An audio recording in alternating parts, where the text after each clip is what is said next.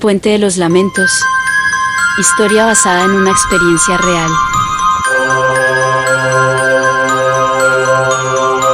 3 de la madrugada. Tom viajaba de noche por una carretera comarcal de Ohio. Era un viaje tranquilo. Y por qué no decirlo, tal vez un poco aburrido. Para entretenerse había sintonizado una frecuencia de radio en la que un loco predicador hablaba de la salvación eterna, por supuesto después de hacer una generosa donación a su iglesia. Tom solamente de escucharle se estaba poniendo enfermo. ¿Cómo podía existir gente que le creyera? ¿Y no estaría prohibido vender productos falsos como las astillas de la cruz de Cristo o las lágrimas de la Virgen María? Estaba tan indignado que casi no se dio cuenta de una jovencita que caminaba por el andén de la carretera y le hacía gestos para que se detuviera. Casi frenando en seco, Tom detuvo su vehículo pocos metros por delante de la chica. Cielo, ¿cómo se te ocurre caminar sola a estas horas con el frío que hace? Estaba a punto de llevarte por delante con mi coche, dijo Tom mientras reducía el volumen de la radio. Gracias por detenerse, señor. Tengo mucha prisa porque mi bebé me está esperando. Se me ha hecho de noche y nadie se ha detenido para ayudarme. Usted debe ser la tercera persona que veo en media hora y el primero que me ayuda. No te preocupes, si no me desvía mucho del camino te acercaré a tu casa. Tom no acostumbraba a recoger a nadie en la carretera y probablemente si no hubiera estado tan absorto con el programa de radio que escuchaba no se hubiera arriesgado a detener su vehículo para ayudar a una desconocida. En todo caso, al ver la cara de preocupación de la que parecía casi una niña y escuchar la historia de que debía reunirse con su bebé, se conmovió. Hola, me llamo Tom, no sé cómo no te has congelado en una noche como esta, le dijo mientras le ofrecía una sonrisa.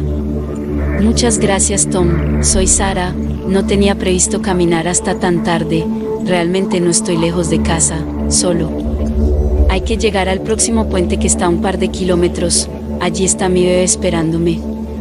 Tom no se atrevía a preguntarle la edad a la chica, le había dejado impresionado que nombrara 2 veces a su bebé, pues no aparentaba tener más de 14 o 15 años. Fijándose un poco en las ropas de Sara se dio cuenta que probablemente perteneciera a algún tipo de congregación Amish y porque sus holgadas vestimentas parecían casi sacadas del siglo pasado. Estaba confuso y no sabía qué tema de conversación sacar, pues aunque se moría de ganas de comentar con alguien las estupideces que pregonaba en su discurso el predicador, sabía que los Amish eran bastante religiosos y lo que menos pretendía era incomodar a la chiquilla.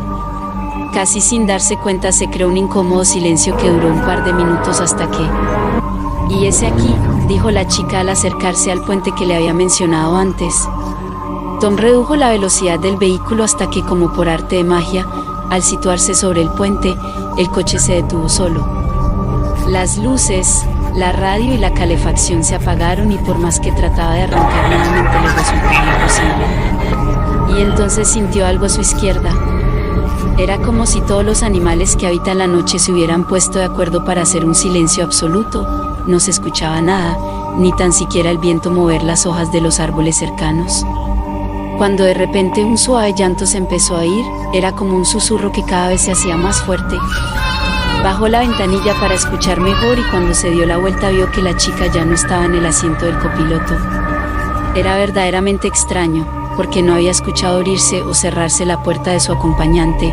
También le resultó raro que se fuera sin despedirse, pues se había mostrado muy educada durante los escasos minutos que la había conocido. Pero lo que verdaderamente le atormentaba era ese llanto que cada vez era más intenso, como el de un bebé que lleva desatendido horas. Bajó del vehículo y se acercó al borde del puente donde parecía que se escuchaba con mayor intensidad. No había duda, provenía de debajo del puente. Tom no era un hombre valiente, pero se encontraba como hipnotizado por los quejidos de lo que parecía un bebé. Pensó que tal vez Sara había bajado a atender a su hijo y por eso, con las prisas, no se había despedido, así que regresó a la entrada del puente y bajó al río por uno de los laterales.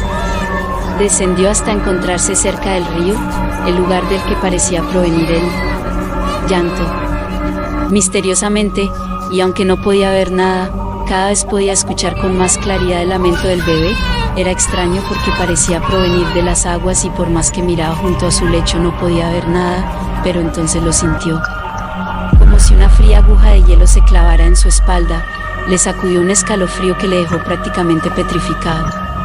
Podía notar cómo alguien le miraba desde el puente, una mirada fija que le helaba la sangre.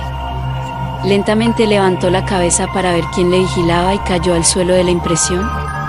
Colgando del puente se encontraba el cadáver de Sara, que parecía haberse ahorcado con una cuerda atada a la barandilla del puente. Sus fríos ojos de muerta le miraban fijamente, su rostro tenía una extraña mueca de dolor y su boca parecía desencajada, pero lo más aterrador estaba por llegar. Porque, aunque Sara parecía llevar varios días muerta en el lugar, empezó a moverse. Un brazo se extendió y con un dedo señaló el lecho del río. Tom aún desde el suelo estaba tan petrificado por el miedo que no se atrevía a moverse, pero como la luz atrae a los insectos nocturnos, casi sin poder evitarlo, giró su cabeza hasta mirar al lugar donde apuntaba el dedo. En descomposición de Sara. En el agua podía verse el cuerpo de un recién nacido flotando boca abajo, y una vez más escuchó el llanto desconsolado. El miedo dio camino al pánico, y el terror que antes le paralizaba ahora le obligaba a correr tan rápido como podía. Subió tropezando por la cuesta por la que había descendido al cauce del río y se metió nuevamente en su coche. Pero no arrancaba, y cada vez se escuchaba más cerca el llanto del niño y el lamento del espíritu de Sara. Totalmente desesperado empezó a empujar el vehículo que, tan misteriosamente como se había apagado, se encendió solo al cruzar el puente. Subió al coche y condujo tan rápido como pudo para escapar del puente de los lamentos.